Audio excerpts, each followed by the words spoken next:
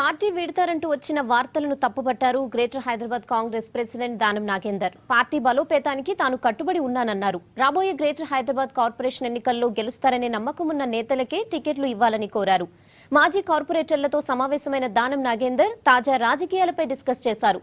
కలిసికట్టుగా పనిచేయాల్సిన time వచ్చిందన్నారు. Coordination కమిటీలో నాకు ఇప్పుడే ఫోన్ చేశారు రమ్మని చెప్పి. అయితే కాంగ్రెస్ పార్టీకి సంబంధించి కోఆర్డినేషన్ కమిటీలో నేను సభ్యుడిగా లేను యాక్చువల్లీ.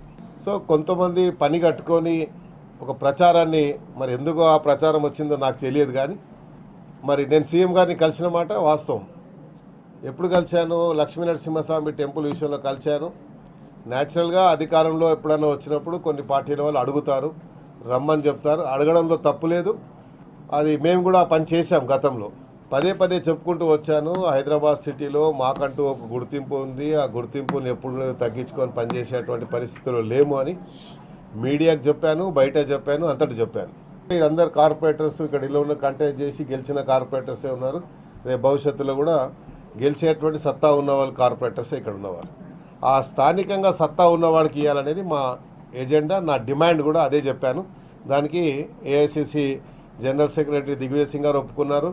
అధికారం పోయినప్పటి నుంచి ఇప్పటి వరకు పార్టీ ప్రోగ్రామ్స్లో ఏ ఎజిటేషన్ చేసినా ఆ ఎజిటేషన్స్ నేనే లీడ్ చేశానా, ఇంకెవరైనా లీడ్ చేశానా మీ మీడియా ద్వారా చూసుకోండి.